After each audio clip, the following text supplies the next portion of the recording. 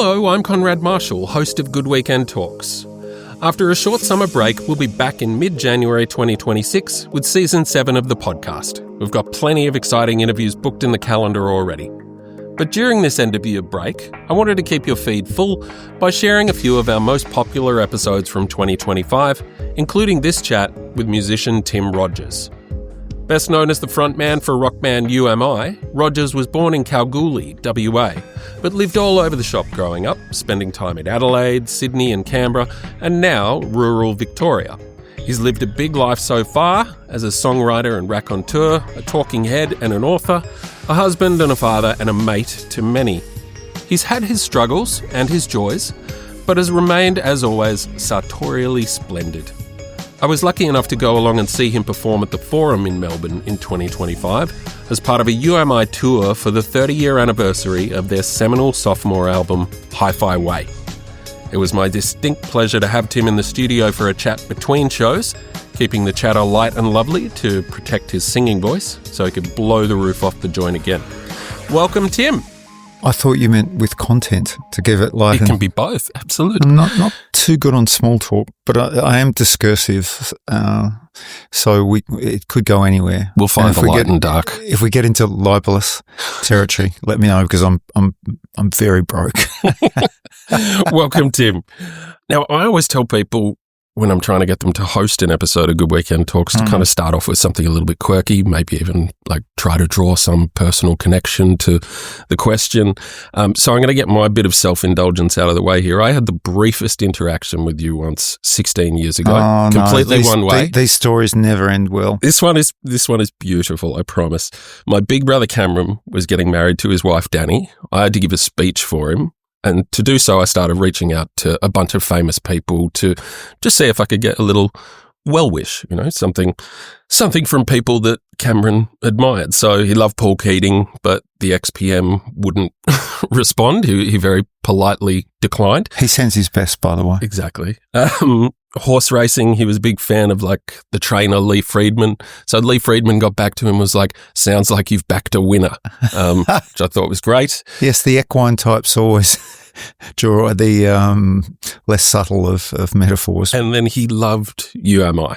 And so I reached out through your record company, and I didn't expect anything back, but... As did I, because we've been on so many different record companies. We've been dropped by more record labels than I've had hot dinners, but anyway, proceed, Konrad. Well, here's what arrived in my inbox only days later. To Cameron and Danny, I love love. I love 12% of the songs it inspires, 4% of the poetry, and 27% of the great crochet works. I love the way it makes beefy blokes quiver and ladies accept invitations to hardcore punk gigs. It really is all that matters, along with pistachio nuts and Chianti and the smile of a child and puppies. I wish I could extend my well-toned arms around you both in hearty congratulations on your marriage, but I am shackled in a well-appointed dungeon near Mount Macedon. My monkey captors and I, in a rare moment of understanding and clemency, are considering early release in both your honours. Congratulations, and onward, young lovers, into the greatest chapter in the book. Love, Tim Rogers. Well, that sounds like me. Fucking thank you. Thank you so much. Truly, that's just an insanely kind thing to do for someone that you've never met, have no connection with, random request through a PR. And I guess the question I wanted to ask is, where does that kind of generosity come from? Did your parents instill a certain, politeness or kindness in you as a child? Did something shape the way that you are? Because I'm assuming that's not the only random act of kindness or giving. I think erring on the side of kindness is a good start, and that's the only real edict I have for living. I guess my parents were kind. They occasionally weren't kind to each other, but they were actually. They were inquisitive people. They admired intelligence and humour above all, and social standing wasn't at all important to them. And because my parents are from suburban Melbourne, when we moved to Kalgoorlie, just before I was born, they were confronted with a new hierarchy, the Western frontier, the Wild West, and within the mining community out there. So all their the social, with their bureaucracies or just hierarchies that they grew up with, were thrown out of the water, and other new kids in town and had to navigate that. And I guess I do have strong memories of them socially, and they were good.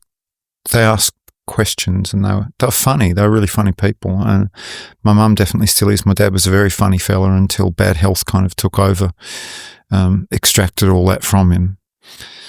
So yeah, I'm glad you asked that question, because I'll think about that at least today and possibly a bit of tomorrow.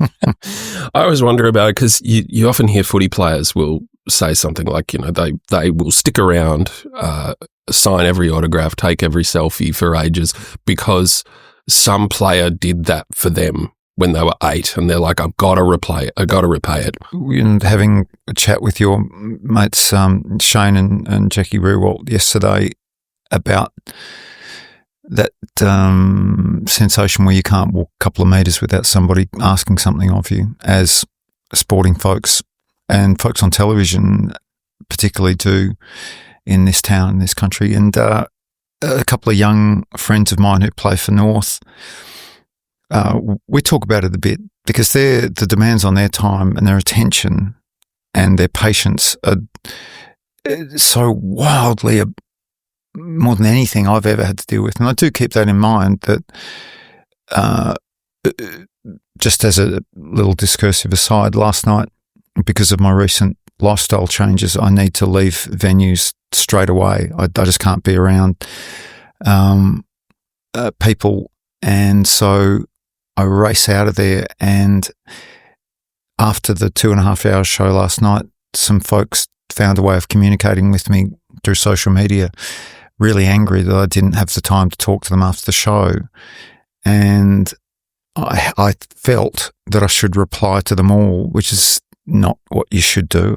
Any person in entertainment will tell you, or in the public eye at whatever level. But I said, look, I actually have to do it to stay living. And the 3 minutes I would have given you could have, 30 hours later, I'd be in some room taking drugs. So it's not going to happen.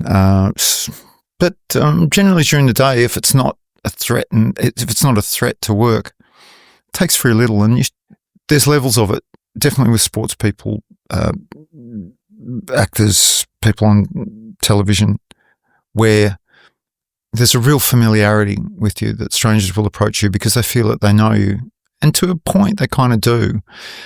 But with someone at my level, you just look a little weird. People look at you oddly because I look a little Dickensian. And you just sort of smile, and if people want to chat, that's absolutely fine during the day, but move on. It doesn't take very much. Yeah, just to protect that space. I wanted to go back just in your life briefly to the teenage years, because when you're reading through a bio of Tim Rogers, two little things stand out as kind of incongruous with the person that I assume you are. Good use of incongruous, Konrad. You're the shaggy, flamboyant troubadour, and then I see these bio points, and it's like school captain in high school, and then off to uni, not just uni, but ANU in Canberra, and to study law. Yep. Did you ever kind of think that you were really going to stick to that studious, formal path in life? Oh, I wanted to. Because it just was attractive, and it was performative, because I wanted to be a barrister. And music, which was my one overabiding love, it just didn't seem possible that you could do anything but play every couple of weeks at university bars for parties. Yep. Making a career out of it, or a pursuit, just seemed complete fantasy. Right. So I went into law school because my mum met a young woman on a bus who said that she studied Japanese studies and law at ANU, and I jumped on that. Preceding all that, though, in year 11 I got kicked out of school for getting drunk at school, smoking pot, and also getting in fights. And so I was thrown out of school at the start of year 11, and for a couple of weeks was looking for jobs around Castle Hill, Borkham Hills in northwestern Sydney where I lived, and I just didn't have any skills at all, and so I begged to get back into school and really studied hard. The school captaincy thing I still think was a bit of a joke, but I'd only been at the school for 2 years previous, so I was used to being a bit of a people pleaser. A little bit of a rascal element, which was maybe more to do with the friends and the company I was keeping. But that was all based around music. All my friends were through music or through musical theatre.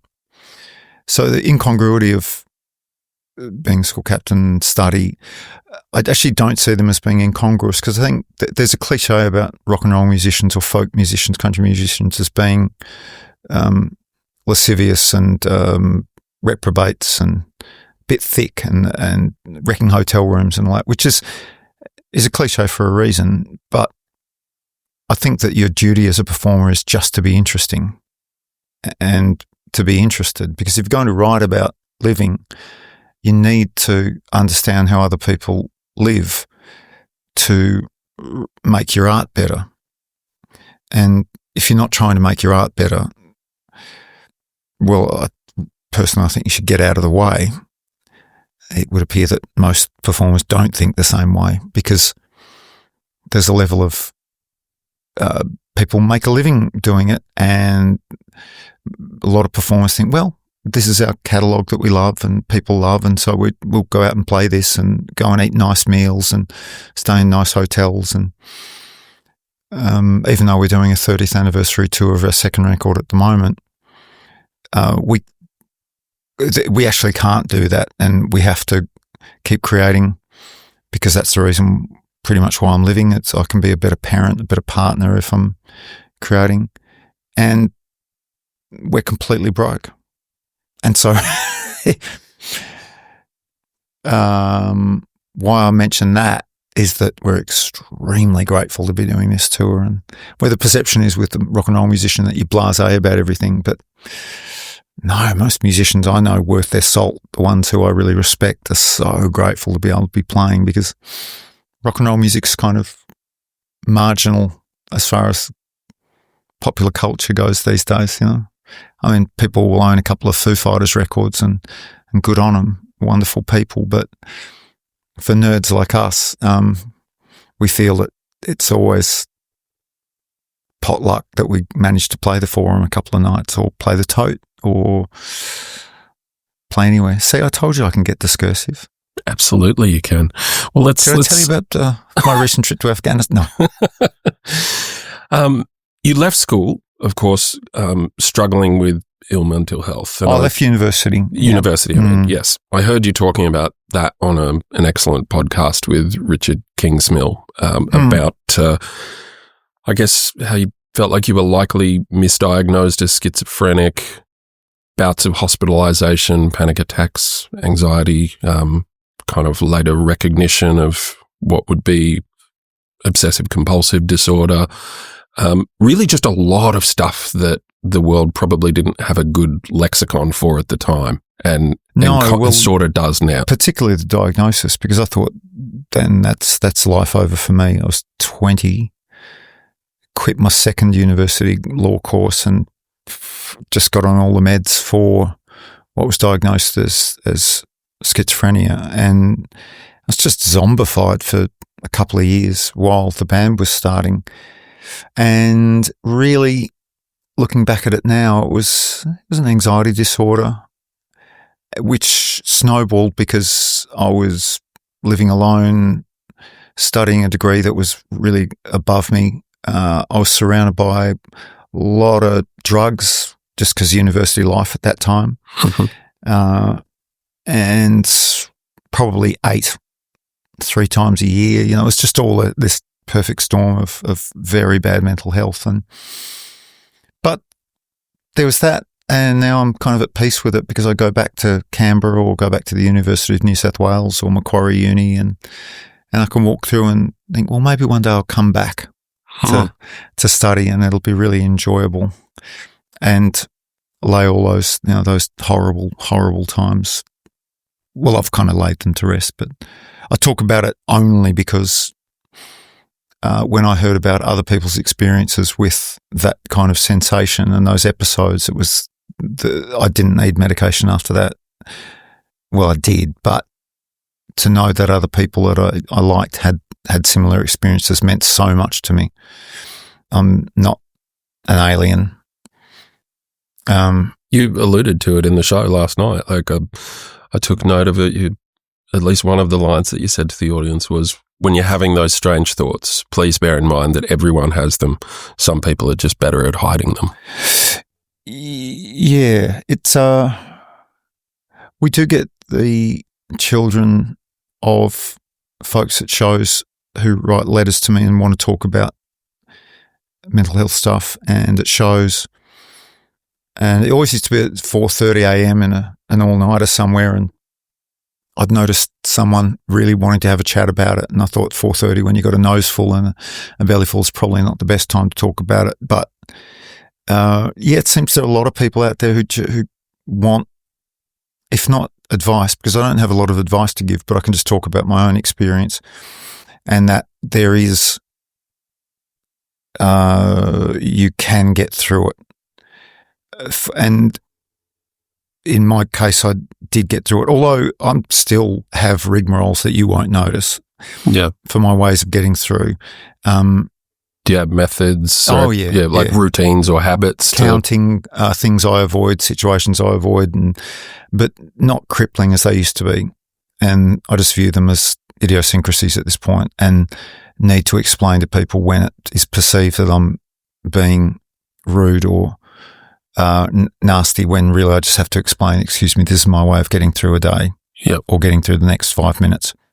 So with folks who have the bad fortune of worse conditions and worse afflictions, that needs to be treated differently. And so why I talk about it is that there's a very big difference between being blue and being melancholy and depression. Yep. And there's a very big difference between being nervous, which we all get nervous and we should. It's a good response, and anxiety. And I think that referring to everything as being an anxious situation or a depressive situation is really dangerous. And to understand what the difference is, I think is important. And I don't know the lexicon of mental affliction or mental illness, but we can kind of, when there's the opportunity to talk about it, I think it can be helpful for someone who's at least perceived, and I do feel as if I've climbed a hill or crawled up a big hill and I'm coming down the other side. And that only happened 3 months ago, going into hospital rehab, because for decades, the only way I dealt with it was to drink myself into complete oblivion. And that was the only way of dealing with it. Wake up in the morning, you're anxious, get straight to the bottle if you didn't have to drive. I hate flying, so anytime I get on a plane, would just get absolutely poleaxed for you on a plane. And of course, what's going to happen next. It means bad shows, it means you're just putting stress on your body and your mind, and so you're completely buggered. And so I admitted myself to hospital 3 months ago on a free program that my GP suggested, because he said, Rogers, you're buggered. And, right.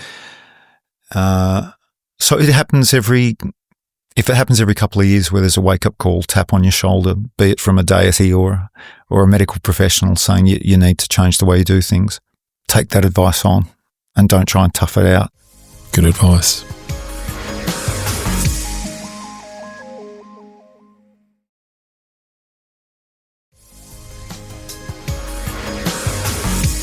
Let's talk about something fun, the footy. You're a North Melbourne tragic.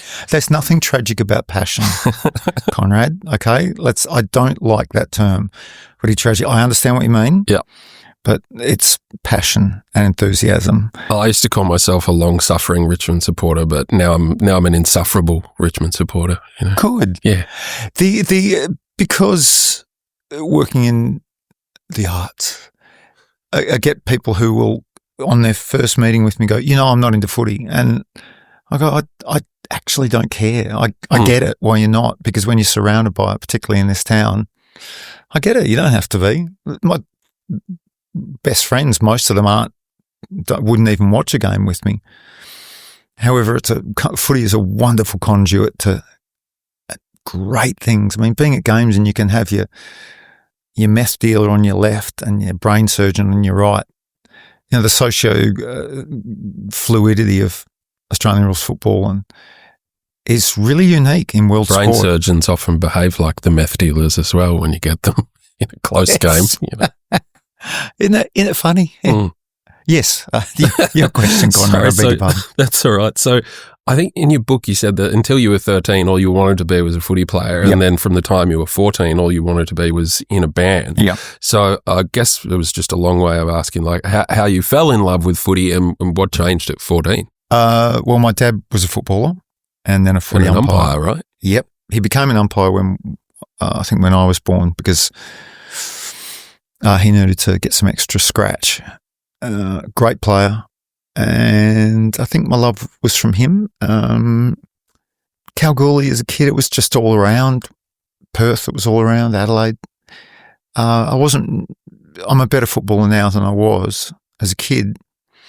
But Dad, even though he was an Essendon supporter, I didn't find out that he was until I was about 13 because he was very quiet about it. Just wasn't very, I can't think of the word at the moment. It wasn't all about the team. It was about the beauty of the game. Right. And the humour of it. Even though he was a very big, kind of tough guy, centre-half forward, centre-half back, he only told the funny stories about it or stories with pathos about it, as did my mum, because she'd tag along and see games and she'd talk about people in the crowd. And same with cricket teams, and that's carried over because I still play cricket now. And always looking for the opportunities for, one, to play well, because I've got a competitive streak and I like to win games, but that's kind of, I acquiesce that desire to perform well with let's all have a wonderful experience together, particularly now. And so when I've got a 17-year-old sledging me at silly mid-on when I'm striding out to bat, it's like someone just took the rug out of it. Really? You're going to sledge grandpa here, and get really personal and nasty. And then after the game, really want to ask about, what were Oasis like or what was Kurt Cobain like? And I'm like, yeah, all right, kid. Let me tell you, just can you apologise for everything you said when I was out there? So if you could zoom back in time, would you be the footy star or and you flat out had your choice? Would you be the footy star or the rock star? Would you be the frontman or the full forward? I think I'm better suited at being a musician, being a creative person. Not to say that you can't be creative as a sports person. I've been really, really knocked out a couple of players I'm become friendly with in the past couple of years who are got these wonderfully creative minds, and yet see them on the ground and they just seem like automatons or these competitive beasts, but then one-on-one, beautifully creative. No, I never had the body for playing competitive sport. I'm quite breakable. Although my last game of footy for Wood End Masters, it was last year, and it was an intra-club game, and I was surprised that I actually still had a bit of toe and could find space and take grabs and really loved it. But I just cannot afford to bust a finger at the moment. Yeah, of course. And then one of my great mates, captain of the club, busted his knee last week and he's out of work for months. And so rock and roll's ruining my sporting career again. So you're on tour right now, celebrating the 30th anniversary of Hi-Fi Way, which was released in 1995. Just prior to recording that, you were touring with Soundgarden in America, just before Soundgarden blows up and becomes Soundgarden, sort of as we They were really big on that tour. Yeah. They could have been, we heard every venue. They were playing 20,000, 15,000 seat arenas, but the whole talk was that they could have been doing 50 or 60,000. But they were that kind of band. They didn't want to play bigger venues. They wanted to play. That was the biggest they wanted to get. Oh. And it was conflictual for them because they were four of the smartest, funniest, most generous people I've ever met in my life. And yet they had a real struggle with the band getting bigger. And it was always that they'd look out in the crowd and see jocks. And as jockish as someone like Chris looked like, and Matty Cameron and Ben and Kim, they're stocky, big dudes. But they were very, lack of a better term, they were artists. And they just wanted to talk about anything other than bro kind of stuff or jock kind of stuff. And so they had a real problem with looking out and seeing those crowds. And that was a big lesson for us because it taught us really early that no amount of success is going to make you happy. I mean, the whole spectre of those tours was Cobain over everything because we keep running into friends of Kurt's, and we played with Nirvana a couple of times, but it was running into friends of his, be it the Screaming Trees or Mudhoney Dudes or a lady actually who was at our show last night flew out from Seattle to see our show last night, and it was part of that music scene in that time. And even that whole town's music scene, what we got from that, because we were hanging out there quite a bit and made some lifelong friends, was that ethics is kind of on par with how great you are musically. Ethics, humour, and your musical ability, or just your musical shtick. Yep. And the rest, as far as climbing up the ladder, there's, as we know, some of the most successful people we know just find it unbearable and have topped themselves or harmed themselves. And what's the lesson there, kids? It's dangerous to think of it as a competitive, as a sport, the creation of art.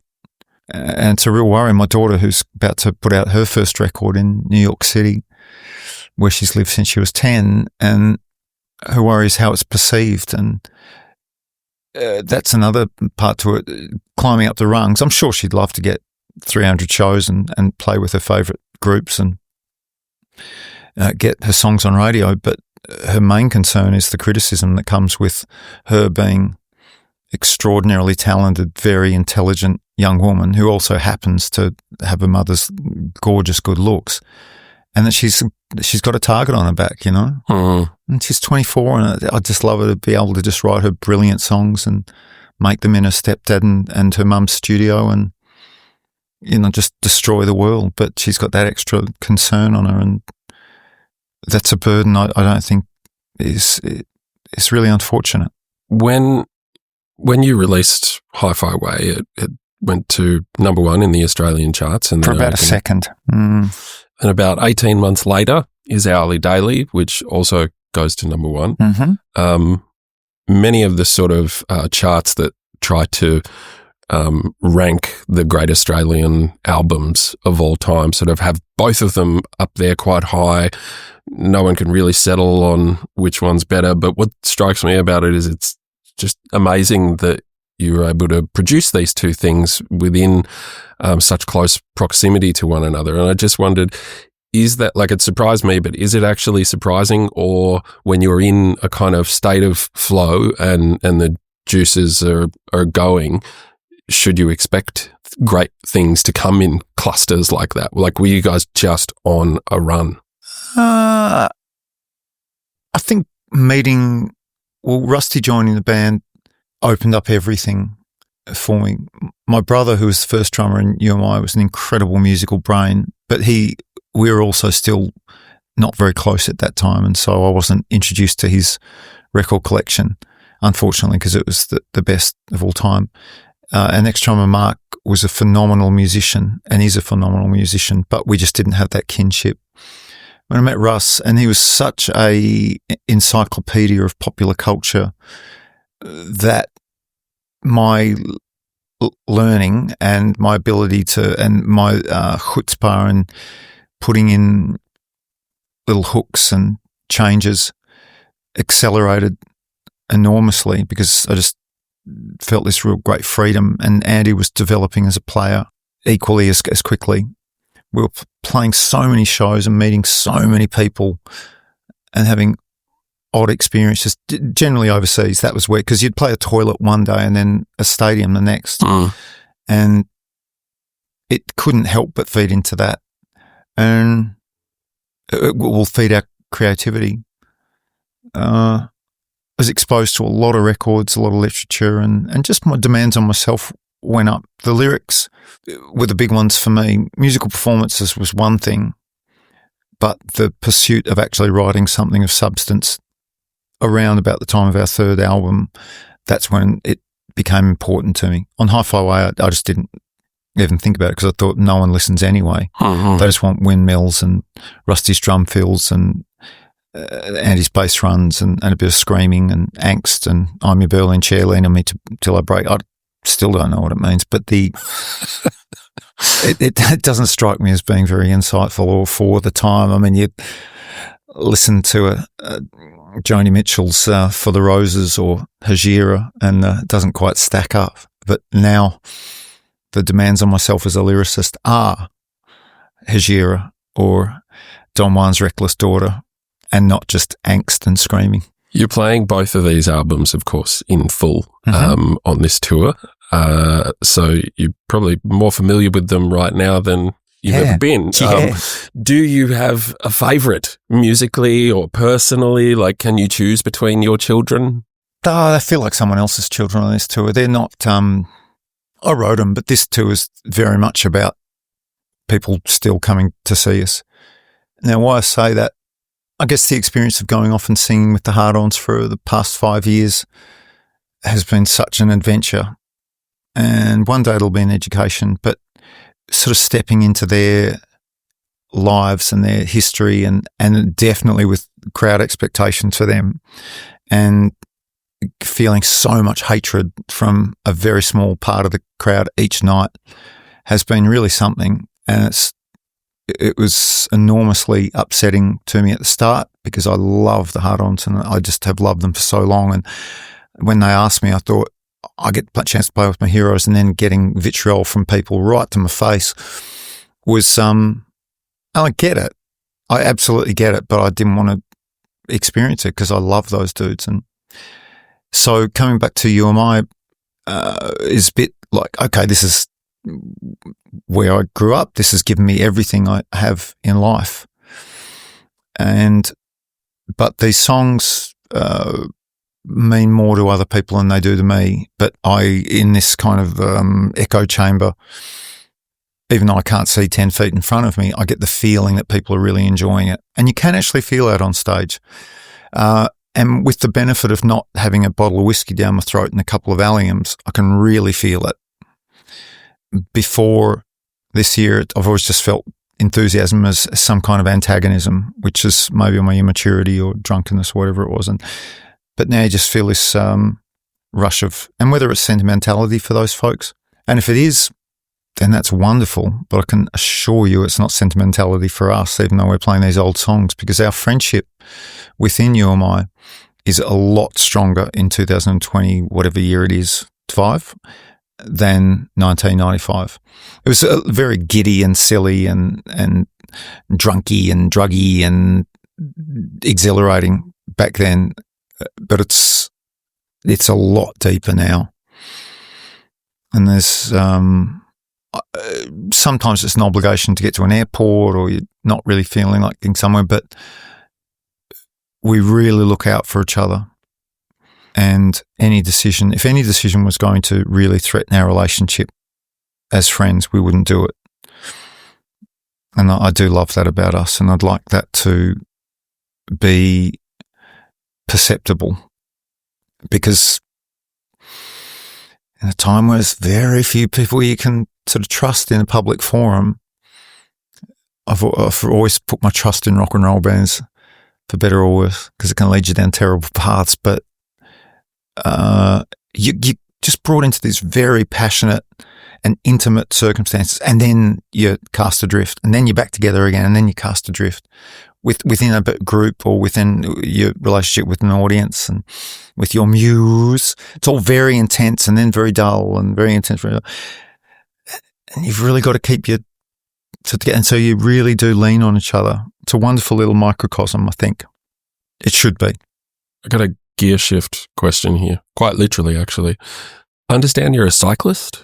I like cycling, just socially. I don't don the gear and I don't have a racing bike. Oh, damn it. Yeah. I'd read that you wrote the cover story for the inaugural issue of Treadly. Treadly, yeah, I love Treadly magazine. Like 10 years ago or so, I was convinced at 56 that you're a mammal, a middle-aged man in Lycra. I'm 55. Riding around through the country roads. I'm a bit dismissive. I just don't like the shouting. Yeah.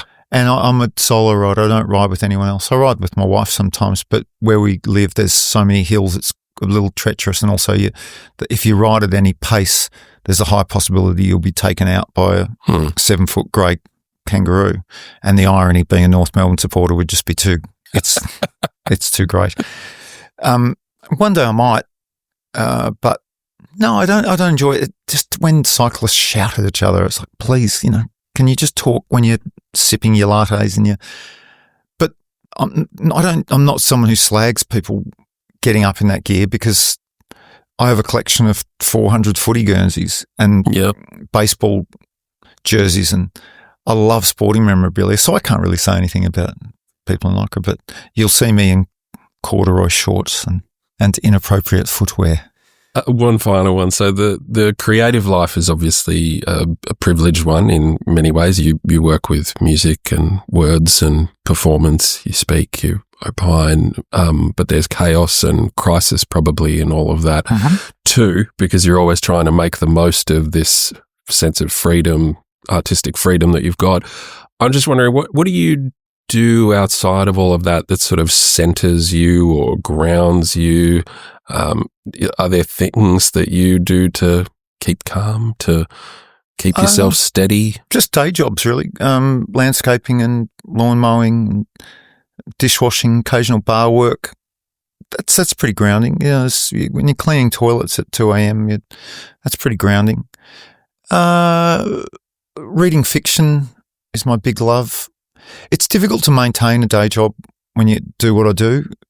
Next week I was going to start a job at home and I got a TV acting gig, and so which I'm very grateful for. It's a great part, but I'll have to go and do that, and I couldn't take the job. Why did I mention that? I think I'm just vaingloriously sort of name dropping, but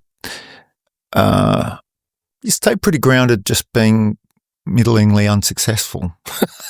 The living where I do, I think, helps, because no one really cares what you do. It depends if you've got something to contribute to the community, and they're interested for a couple of seconds. Oh yeah, playing a show, but have you got a good story to tell? No one really cares. And but I do notice it, particularly with my wife, who works in ballet. She's a choreographer. After being a dancer for so long with the Australian Ballet, and now she's travelling the world, and we talk about a lot about where our creative life fits with just living, but it does fit because that is our life. We view going for a walk in the morning as a creative act. What is not a creative act is accepting the news cycle, spending a lot of time on social media. I don't find there's much creative about that. There could be. I'd be happy to be proven wrong, because it'd give me an excuse to scroll, to Google myself this afternoon. But we just have made our creative life part of our everyday life. Even in our little town, population 499, going for a cup of tea with a neighbour, you make it fun and creative, and anyone who wants to join in on that they can. I think it's not difficult to be perceived as being one eccentric or an idiot. these days, because I mean, even the walk here, you kind of get looked at because you got a bit of a jaunt in your step, but I'm just happy to be alive and out walking, got a bit of sun on my face and not plastered, and it's midday. It's great. And I might even have a sandwich before the show tonight.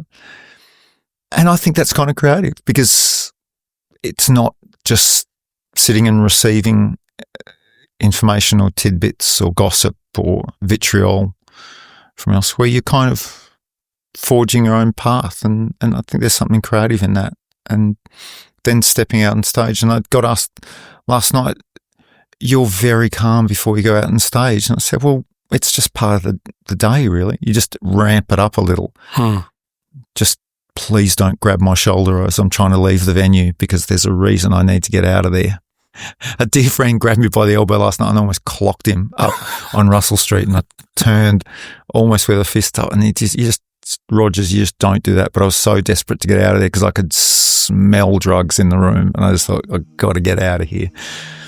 And I made it home, and I had a sandwich and a cup of tea, and I watched my Olivia Colman film, and I was in hog heaven. Rock and bloody roll. Tim Rogers, thank you very much for joining us on Good Weekend Talks. Thanks, Konrad.